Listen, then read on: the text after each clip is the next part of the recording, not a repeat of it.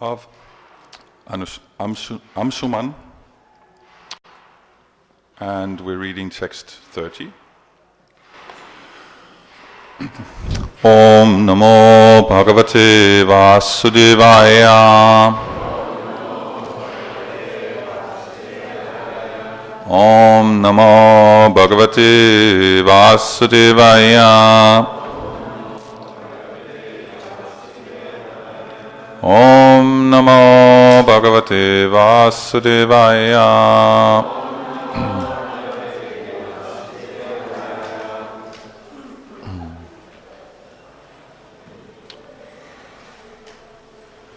Soyam brāhmaṇa varyaste. Soyam brāhmaṇa varyaste. Rājarṣi parvarat vibo. Rājarṣi parvarat vibo. Katam maharti dharmagya. Katam maharti dharmagya. Vadam pitur ivatmaja. Vadam pitur ivatmaja. Soyam brāhmaṇa varyaste. Rājarṣi parvarat vibo. Katam maharti dharmagya. Vadam pitur ivatmaja. Soyam brāhmaṇa varyaste. Rājarṣi parvarat vibo. Katam maharti dharmagya. Vadam pitur ivatmaja.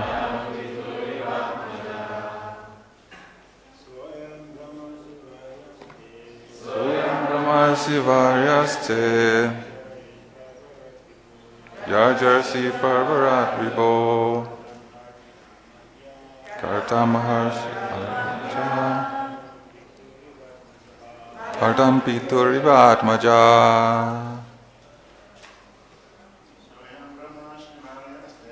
Soyam brāhmaṇa varyaste. Parvarat vibo.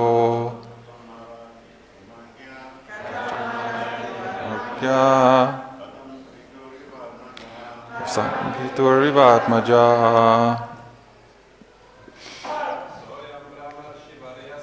Soyam brāhmaṇa varyaste. Rājarṣi parvarat vibo. Karta maharti dharmagya. Vadam pitur ivatmaja. Ladies. Soyam brāhmaṇa varyaste.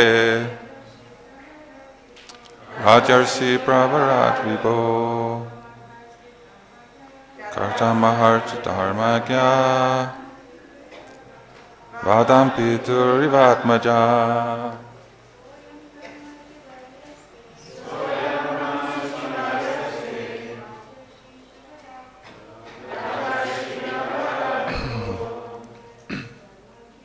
Karta maharti dharmagya.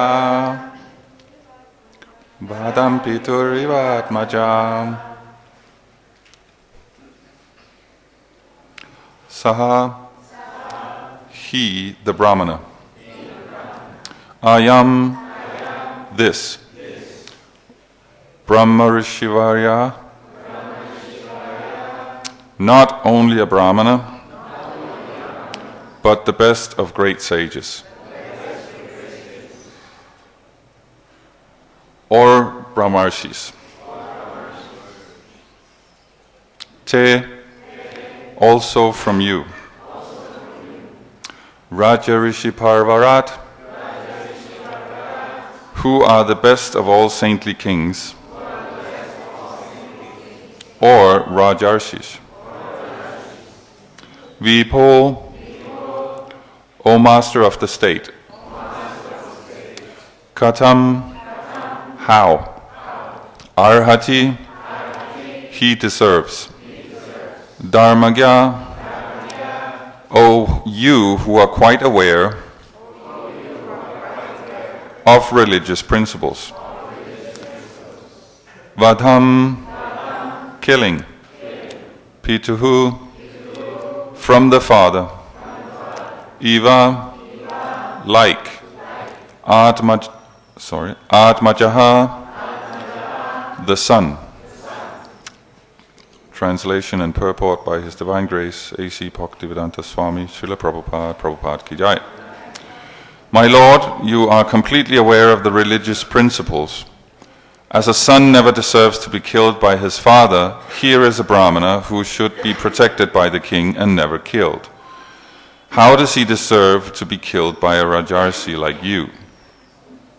Purport. The word rājarṣi refers to a king who behaves like a rishi or sage. Such a king is also called naradeva because he is considered a representative of the Supreme Lord. Because his duty is to rule the kingdom, to maintain brahminical culture. Because his duty is to rule the kingdom, to maintain brahminical culture, he never desires to kill a brāhmana. Generally, a brāhmana, woman, child, old man, or cow is never regarded as punishable. Thus, the wife of the brāhmana requested the king to refrain from this sinful act.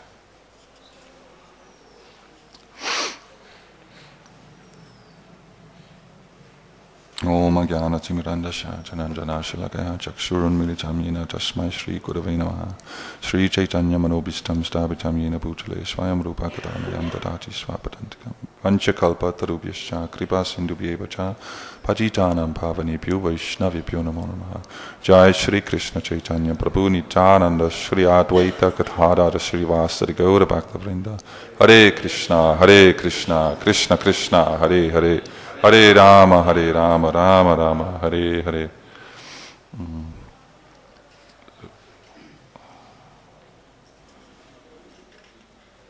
So we have not only the killing of a brāhmana, but the devouring, the eating of a brāhmana also, just to prove the point. Just to interesting point here in the purport is about the king, because his duty is to rule the kingdom to maintain brahminical culture. So it indicates that actually is the purpose of any society, any king, any ruler, is to maintain brahminical culture, right? And we've just heard here, yesterday, we had some symptoms of the brahmana, chief of them, of course, that he is engaged daily in brahminical activities. So being a brāhmana is a varna, it's an occupation, it's a job title. So we're not all brāhmanas. We are, hopefully, to a certain extent at least, brahminical, however. So brāhmana, brahminical, what is, we have like three terms that we should distinguish. We have brahminical culture, we have brahminical behavior or brahminical lifestyle, and we have a brāhmana, who is that's the job title of the guy who maintains the brahminical standard, right? Because that's sometimes what becomes a little bit difficult in our society is that, basically, bottom line, nobody wants to be the Sudra, right? Whenever Prabhupada talks about Varnashram and society and the different layers of human society, sometimes the Shudra is not exactly described in the most flattering terms. It's wretched and poor and doesn't know what's going on, so naturally nobody wants to be the Shudra, right? So in order to understand this, there are various ways of doing that. One way is just to ignore it. Oh, that probably, never mind. He probably doesn't mean anything by it, which is not the most intelligent way to go about it, because he kind of seems to point it out in pretty much every chapter of every book he's written, right? It's just literally everywhere. So this idea that we don't follow Varnashram, you'd have to just rip out half the pages of Prabhupada's books. or just think, oh, he probably made a mistake repeatedly hundreds of times by saying these things, right? Which none of those really ring very well, right? That seems like a little bit weird. So we have to go another way, and the way we go about it is that we're not actually Shudras. We're devotees, right? Because the only reason it's poor to be a Shudra is if you identify as such, if that is your identity. If I'm a blacksmith and smithing will make me happy, that's poor. It doesn't matter what it is. I'm Lionel Messi, the best footballer in the history of the world. Footballing will make me happy. I'm a multi-millionaire, if not billionaire, and that's going to make me happy. Just as poor. No difference. That is poor, right? But if I'm a devotee, my occupation has to be a blacksmith, not a problem. Right? Because you have some occupation. There's in any life, there's some work. There's no way that life can go on without some kind of work. And so in society, certain amounts of work has to be done, and not all of them are brahminical work, right? There's only so many sacrifices you can do. There's only so many doctors you need, or classes need to be given, whatever, right? So you're not going to have a society of brahmanas as an occupation, so therefore we do the needful. Whatever needs to be done, you need some people to rule the practical, like, ruling of the country. You need some people some vaishyas to make sure that growth is happening in terms of farming, in terms of business going on, so the produce can be distributed to the people, and you need some people to just do whatever needs to be done. That is pretty much 90% of all work that has to happen in society is just regular work, right? And that's fine, because if you do it for Krishna, you can do anything. There's no difference in that way. Like, Krishna is not particularly impressed with a guy who lives in a big palace, because it's his palace anyway, right? It's like you walk into someone's house, you borrow the furniture, and then you invite him for dinner. He's going to come see his own furniture there. He's not going to be impressed by the furniture. Krishna knows everything's his already, so we can't really... we're impressed, because we're trying to be God. So the more we can control and enjoy and arrange, and if we can do a little shed, that's one thing. Okay, a 5-bedroom house, a little bit better. A palace, now you're talking, right? That's our problem. Krishna is not an illusion like that. So we shouldn't be self-conscious about having like a regular position in society. That has absolutely nothing to do with Krishna consciousness, right? Because the problem is that we hear, and this is like, very senior devotees sometimes talk about, we don't follow the Vedic, or we don't follow an ashram, we're like devotees and we're beyond all that. And that's like, well, hey, let's look through Prabhupada's books and see how he describes society. He describes it in 2 ways. That's varnashram and protection of brahmanas and cows. That is society. So if we call ourselves ISKCON, let's decipher that for a moment, International Society for Krishna Consciousness, how are we not going to follow varnashram? Knock me out, right? We have to figure out how to make that work. We can't just kind of toss it to the side and say, oh, he probably didn't mean that, or we're beyond that. Someone who's beyond varnashram would never say he's beyond varnashram, right? They would do it naturally, because what does it mean to be beyond? It means you're a devotee. You're a devotee of God. And so in Bhagavad Gita it's clearly stated that Krishna made the 4 divisions of life, and they are eternal. So if you're devoted to God, why would you not be devoted to whatever He creates and His rules and His expansions, the universe, right? You'd naturally follow. So anyone who's beyond varnashram, you'd say he follows anyway, but he doesn't follow because those are the rules. He follows because it's Krishna. That's where we get to like the levels of advanced devotion, is that instead of seeing me and then the universe and then trying to connect that to Krishna, you see Krishna and then you decipher it back to me. How does that relate back to me, right? So that's advanced. Then you don't have to follow any rules because you're going to do it anyway. And if you break the rules, it's because there's a higher principle. You don't have to worry about it, right? So like in second chapter, Arjuna has some doubts about the whole thing. The whole situation seems a bit, let's say, controversial, right? Why are you engaging me in warfare if you're so all loving, right? It doesn't make any sense. But actually, the warfare, paradoxically, it seems, is all loving because we're clearing out a lot of bad karma in just like one fell swoop, right? So even though you'd say that according to the Vedic you should be non-violent, in this case, technically what appears to be violent is not. It's liberating. Everybody gets liberated, right? So whenever it appears that a brahmana or an advanced devotee is not following the principles or the rules, it's because they're following a higher principle, right?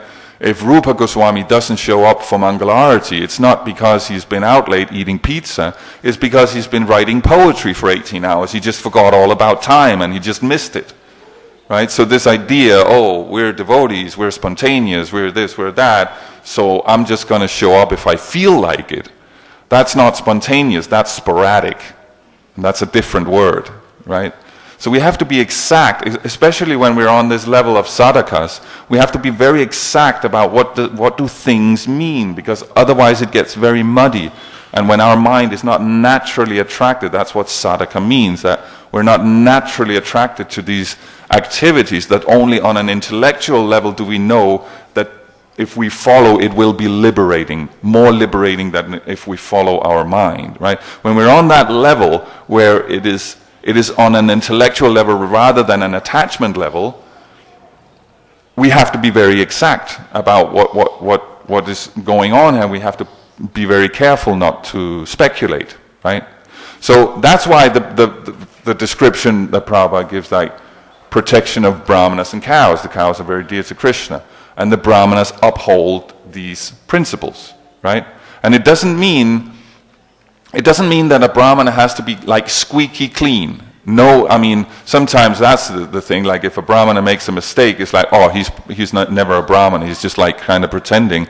But have you read Bhagavatam? It's like filled with brahmanas who make like overreact. The whole thing starts with a brahmana overreacting, right? So they make plenty of mistakes, but it's just, this is like what's the point in Uddhava Gita in the 11th canto, which is coming up later, is that it's not about not making mistakes, it's about realizing what are mistakes and what's not mistakes, right? The real problem only comes when we start justifying whatever mistakes we make. Like, okay, I'm not following something very well. Okay, that's probably not that important. Just chant Hare Krishna, Prabhu. Then we start getting into trouble because the mind will wander. This is Bhagavad Gita. It's the flickering light, right? And when the mind wanders, and in 11th canto it's described as a horse that kind of just jolts to one side or the other. It will wander. The question is, what do you do about it? Because if you try to control it, you can't. You can't control the mind. It's always moving. It's like any internal organ is always active. It's not like your lungs take a break for half an hour. It would produce a problem, right? So in the same way, that's just the nature of the mind. That's not a problem. The problem is if you don't control the mind controls you. So then you start veering off, and if you don't have this framework of Vedic culture, then what are you going to measure it by? It's like, if you don't know where the line is, how do you know if you've crossed it? It's fine if you cross it because we're human beings. We make mistakes constantly. Anyone who tries to kind of make an analysis of every single day of their life will know that half of what we do is kind of like doesn't really turn out the way we want it. That's not the problem. The problem is, what do you do about it, right? There are three options. One option is you justify it. Well, as the temple president usually ends up, getting that's usually who we complain about. Just as a side point, interesting, so many devotees seem to like to be thought of as Kshatriyas, because it's always the Kshatriyas we complain about. So I don't know why that is. But so we justify it. That's one way. That's not very good, because then you're just moving the goalpost. You can justify more and more things if you're really well practiced. You can just come up with very elaborate explanations for why it's okay for you specifically to not follow the same standards as you would expect from anyone else. Right? That's not going to lead anywhere good. The other one is to throw yourself to the floor and roll around lamenting and wailing and, oh, I'm such a wretched, miserable, it's so hard being me, and I'm such a poor devotee and I don't know anything. And this is just pretty much the same thing, just in the negative instead, right? So now it's still all about me, but it's just like I can get some attention from being like, having like negative self-esteem, right? Also not a very good solution, because why would that be pleasing to Krishna? And so then you have the third option, which is just correct it, get on with it. Right? It's not a big deal. I mean, if you don't think it's a big deal, that's a big deal. But if you know that it's serious, then it's not a big deal. It's not about mistake, not mistake. It's just about correct it, get on with it. Right? And that's what the Vedic culture, the Vedic lifestyle provides. It provides a framework for us to understand whether we're on the right path or not. And that's the problem with the modern society, is that you don't have a standard. If everything is democracy and we just kind of throw out a vote, anything can be anything, right? And you see it's always fluctuating, like this whole idea of political correctness. It constantly fluctuates. I saw one, just like a funny story, I just top of my head, right? That Disney had fired one of their movie directors because they had dug up some old tweets from like 10 years ago where he was apparently homophobic or racist or something, right? And they were fearing like a backlash from the internet of political correctness, that they would have such a movie director with the company who was apparently a homophobe or a racist, whatever, right? Now what happened was they got a huge backlash for firing him. Because, oh, you're digging up these tweets from 10 years ago, who cares? And so the internet erupted in hatred over that. So it's like, damned if you do, damned if you don't, right? There's no standard. So how are you going to act? And you see that people constantly, it's just like overflow. So there are two options in the face of that, is either social anxiety or basically sociopathy, right? Those are the two ways you can react. Either you stop, either you just become paralyzed and unable to act, or you stop seeing human beings as humans. You see them as objects that you navigate through. Those are basically your two ways of, and sometimes you fluctuate between them a couple of times during a day, right? Because if there's no standard of behavior, how do you know where you are? So it's an interesting thing. I'm based in London now, and when preaching to people, it's an interesting thing. You have to kind of figure out where are they before you can even talk to them, because you never know what's going to offend someone or what's going to. It's just there's no standard, right? So that's why this is very important.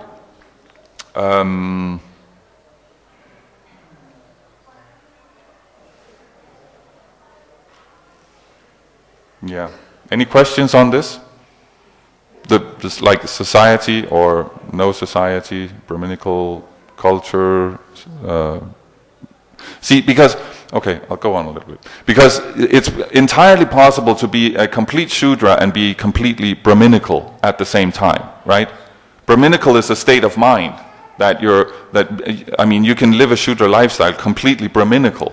But there is no Shudra lifestyle. There's only brahminical lifestyle. That's why it's so important to have a society, because otherwise, if it was like such a yuga, you just like have, there's not much society going on because everyone is in the complete mode of goodness, and you're just like all the only questions you really have is this my bucket or yours, right? That's pretty much it, you know, because nobody has any attachment, so you don't have a lot of things to fight about, right? But now we're in Kali Yuga, and it's a slightly different story. So then you need someone to uphold these principles, so the attachments don't run off with us, right?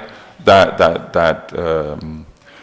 maintain these 4 levels of society, and it works out pretty well because God made it. So God is usually pretty on the ball with whatever He does.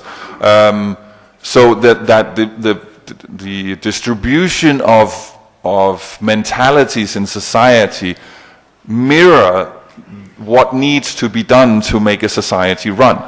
Right? So you have a majority of Shudras by mentality. You have a majority of Shudra labor or work that has to be done in a society. And so then you have a small fraction of society that are Dvijas, that actually administer and manage and lead the whole thing, right? And so everything works out. But then when you get into the material where we're looking at Krishna's energies as valuable instead of Krishna himself, and the energies in the devotional sense, the energies only having value in so much that we connect it back to Krishna, right? Otherwise it's completely useless. But if we start believing that the energy itself has value, and that to the extent I can control the energy, I have value, then it's suddenly a completely different story. Then you end up with either democracy or communism, and history shows that neither of them are really that working out that well. The last century was a tragedy of communism. 100 million plus people actually died from it, and we can see how democracy is basically killing the planet as such, right? We may not in millions be executing our own citizens, but we don't have to, because we control them by other means. I mean, let's bring up a random example, social media again, right? You just pacify people, they're just scrolling through their news feed all day, and they're not really going to revolt, right? You have tiny protests here and there, but mostly they're happening online, so it doesn't really matter anyway. And then you just flood them with fake news or whatever weird stories, and they can't make out what's right and wrong anyway, right? So it works really well, except that democracy is it's a very effective way of executing consumerism. So it's basically consuming the entire planet, right? So it doesn't really work that well.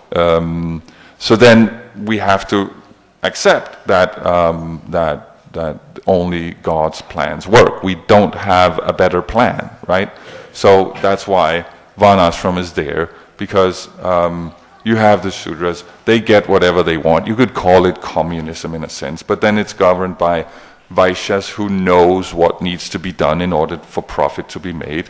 And that would be like kind of your democracy. But to control that so it doesn't run amok, you have Kshatriyas who are well versed in the principles of Dharma and uphold the Dharmic principles.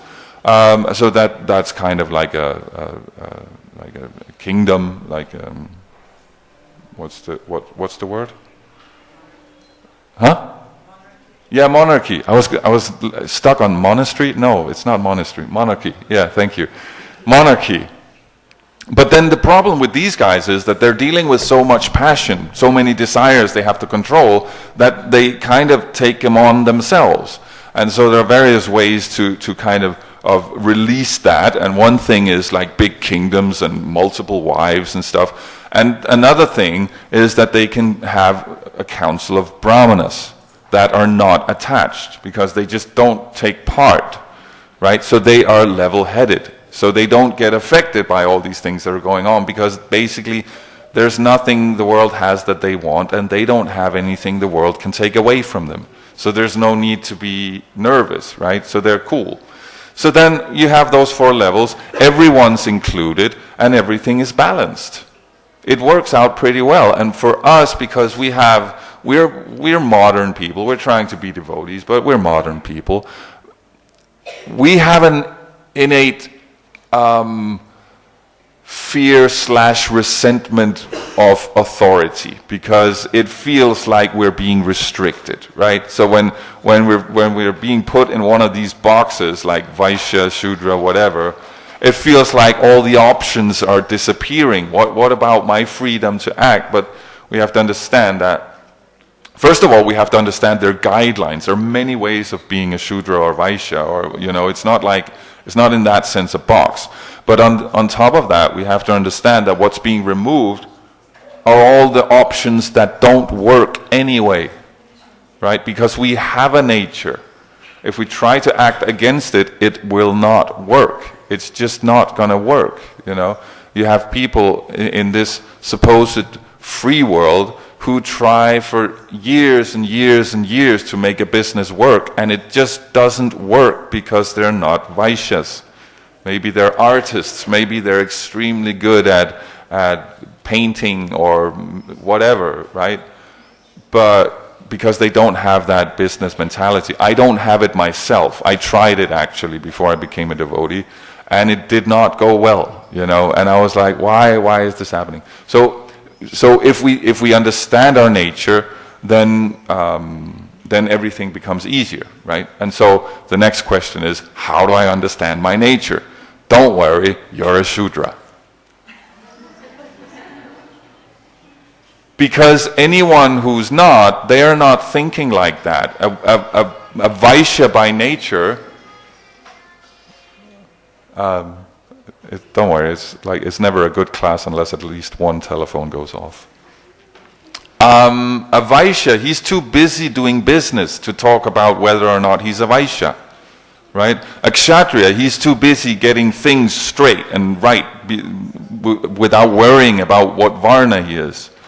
And a Brahmana, he's reading, he's not even thinking. He's thinking about it in a theoretical sense, but he's not worried about. So if we're thinking, what Varna am I? We're Sudras, and it's glorious because we're devotees, and it doesn't matter anyway. There's a whole is it first or second canto? I think it's second canto. There's a whole glorification of the Shudra. It's a brilliant way of going back to Godhead. You just do whatever needs to be done and go back to Godhead. You don't have to worry about, all the conflicts. Like the Vaishya, inherently in his job, is lying. You can't tell people what you bought your stuff for because they won't want to buy it for any more than what you bought it for. So you just can't be honest as a Vaishya. It's just part of it, right? And with the Kshatriya, you're dealing with all this kind of diplomacy and politics, and you have to go to war and stuff. Who wants that? Everyone complains about you. Whenever someone complains, I'm giving a class, someone is complaining, 95% of the time it's the temple president, right? Isn't it? So why do we want to be there, right? And the Brahmana, it's boring. If you're not a Brahmana by nature, it is excruciatingly boring to sit and read for 6 hours straight. You just can't do it. So why would you? If you're a devotee, you're already beyond, why not just be a Shudra, have a nice life, and go back to Godhead, Hari Bol, right? But this idea that, no, we don't need to follow, that we cannot do that. We just cannot do that. And that's something we see repeatedly and consistently in ISKCON, is cherry picking. We cherry pick the quotes from Prabhupada that underline or back up whatever we think or whatever we want done, and whatever he says that goes the other way, we kind of just skip ahead over that and don't worry about that. And he was from India, it was a different time. No, if Prabhupada puts something in his books, it means it's important. If you can say morning conversations, letters, they're meant for specific devotees in specific situations. There's a specific mood. So we would have to take them a little bit lighter. Just because Prabhupada said something at a morning walk doesn't mean you can project that onto any devotee you feel like. It may be a very, very specific situation. But if it's in Bhagavatam, if it's in Bhagavad Gita, it's important. It's not something, he probably didn't mean that. No, Prabhupada was not. He was very meticulous. Let's take ISKCON again. International means transcendental. It means non-sectarian, right? That's your sambandha. Society means varnashram. That's how it's defined. It means how you act. For Krishna consciousness, prayojana. It's the goal, where we're going. Prabhupada doesn't randomly come up with these things. If you know how to analyze, you can see everything follows the Vedic principles. So this idea, no, Prabhupada, he kind of invented stuff or he changed stuff. No, it's just because you can't see it. Educate yourself before you say something like that. So if it's in there, it's important. Try to look through Bhagavatam and see if you can find a chapter where Prabhupada doesn't mention varnashram. It's difficult. It's everywhere, right? So this idea we don't follow varnashram, it's stupid. It's dumb. I don't care how long you've been around. So we have to make it work. That's what the brāhmana can do. He can synthesize these things. When you have apparent contradictions, he's able to put them together and see, no, because this, because that. So, like, are you a Shudra or aren't you? Well, you are by activity, but you aren't by identity, right? So it's both. It's not that one of them are wrong. So you're beyond. You don't worry about it. You're not wretched. You're not poor if you just have a job. But your job is a Shudra occupation, because that's just 90% of what needs to be done. And it's great. It's the best way to be a devotee. It's the easiest way, because the Dvija ways, they get you distracted all the time. You know, it's like if you have a car and you're driving around, what's the risk that you're going to crash the car? It's fairly low. Okay, it's India. It's a bad example. I'm from Europe, you know, it's a good example in Europe. Okay, I'm just going to pretend we're in Europe, and you're driving around your car. What's the risk that you're going to crash the car? It's not very big, you know. My parents have been driving for 50 years. They never crashed a car. So what if you're a race car driver? They crash several cars every year, right? So if you don't want to crash a car, don't be a race car driver. I mean, they get the glory and they get the champagne, and okay, that's non-Vedic, but anyways, a lot of attention, but they're pushing it, you know. That's what happens when you get into this Dvija country, you're pushing it. So you see, that's where you risk falling down. I mean, you know, if you have a war and the general is walking in the front of his army, he's in a very risky position. I mean, today, of course, the generals are sitting in a bunker with the internet connection, of course, so it's a different thing. It's demonic society. But if you're pushing yourself ahead in society, you run the risk of falling down because you're dealing with more energy. It's just how it is. We're very small, and energy is bigger than us, right? So this whole idea that we want to be Vaishyas, we want to be rich, we want to be powerful. Let's have a look at them. You know, in society, in modern society, all the rich, powerful people, they're kind of neurotic, to be honest. Like the superstars in Hollywood, there's like a 15-minute gap between rehab and back on drugs. You know, there's not really any normal, it's very, very few of them that actually have a normal life. You know, the majority have kind of not. And then, of course, if you walk out of your door and you've got immediately 20 cameras on you, that's going to be pressure, right? And it doesn't matter what you do, everybody has an opinion. That's not fun, right? So just living a natural, like, family life that's how God intended, right? It's very balanced, it's very nice, and it's very peaceful. And you go back to Godhead. So that's a little bit on that. Hare Krishna. Any questions, comments, complaints? Prabhu? Do we have a microphone?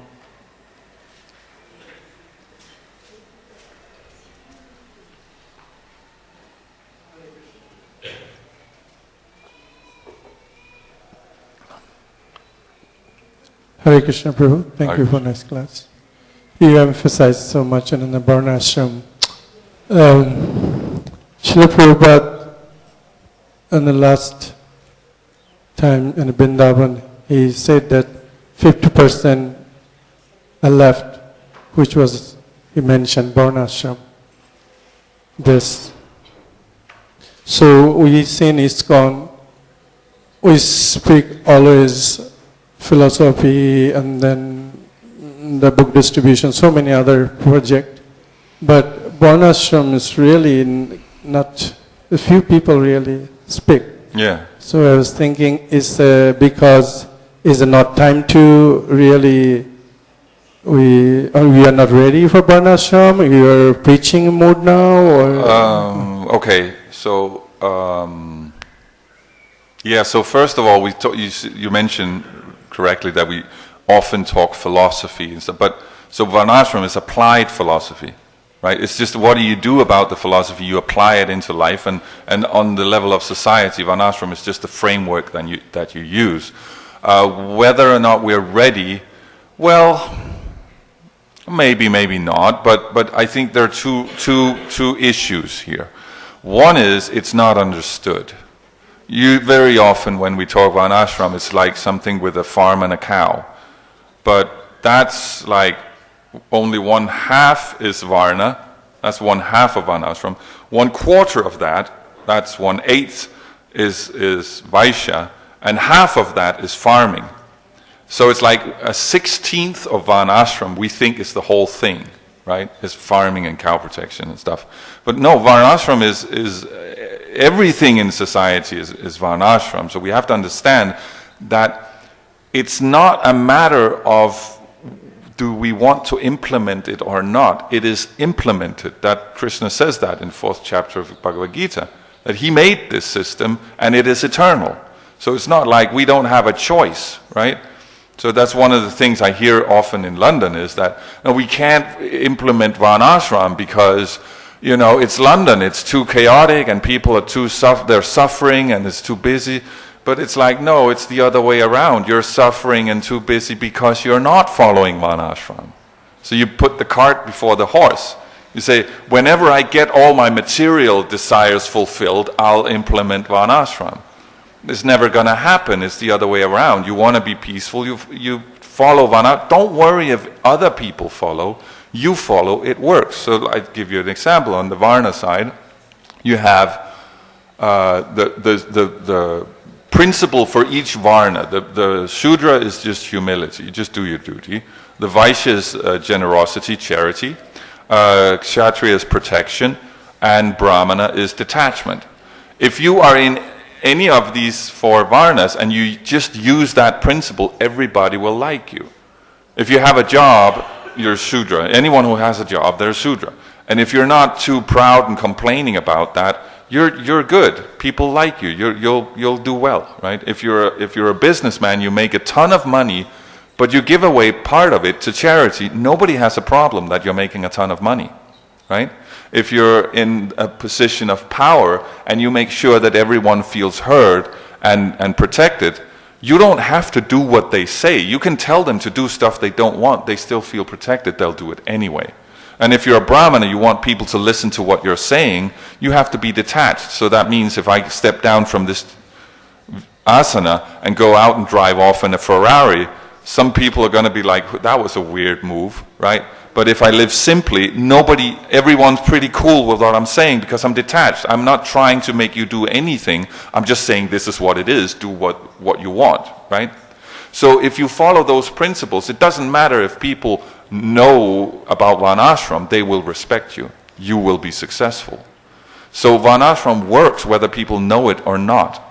And you're going to follow whether you like it or not. You can either do it willfully and get good results, or you can do it kicking and screaming, right? So that's one thing, that we don't actually understand, that it's there. It's like, should we implement gravity? Wouldn't it be nicer if we could just float off to work through the air every day? It's so archaic, it's so old-fashioned, this gravity thing that you have to walk on the ground. It's Krishna's laws. It's not, we don't implement anything, right? It's there, you know about it, you understand it, it works. You don't know about it, you do it anyway, it still works. It's like exercise. You don't have to understand what muscle groups are working, you do it, it works. So that's one thing. The other thing is that we have this inner resentment of authority. It's just Kali Yuga, we just don't like authority because we want to be the authority. So that means when you have a principle, a framework that is beyond discussion, then generally we don't like that. We feel boxed in, right? But actually, like we were saying before, what we're removing are all the options that don't work anyway, right? You've seen these, there's these talent shows on TV, I don't watch TV, but I've seen a few clips. And you see people, like thousands of people lining up in a queue to go to these song auditions. And you can just see 95% of them should just really have stayed home. We keep watching because it's fun to see someone try something that they're really, really horribly bad at. But you know what? How much time do they spend trying to become a singer when it's just everybody can just see straight off the bat it's never gonna happen, babe? You know? So that's the problem with this supposedly free society, is that all people run around, get all weird ideas about how they're going to become popular and beloved and stuff like that, and they waste the best part of their life trying something that's never going to work, right? So that's why Varnashram actually, it gives you freedom, it doesn't take it away. So those are the two problems we have. One, we don't know what it is. Two, we don't like it, because that's when you get afraid of something, is when you don't understand it, right? Fear is always something lurking that you can't quite define it. The moment you can define what it is, it stops being scary. So that's the problem. So it's lack of education, and it bites itself in the end, because how do you get education? Brahminical society. That enlightens the population. If you don't have it, you know, how many devotees actually read Prabhupada's books? Senior devotees even. Some of the discussions that are going on is just like, wow, you know. So that's the problem. It's not respected. Is that okay? Yeah, thank you. Anyone else? Comments, questions? Jai Ho. Randaraj Srimad Bhagavatam ki. Srila Prabhupada ki.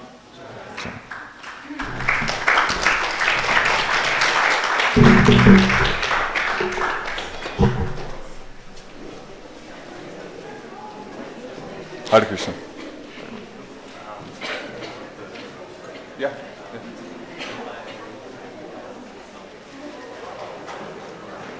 Sure. Do you do this WhatsApp thing? Yeah.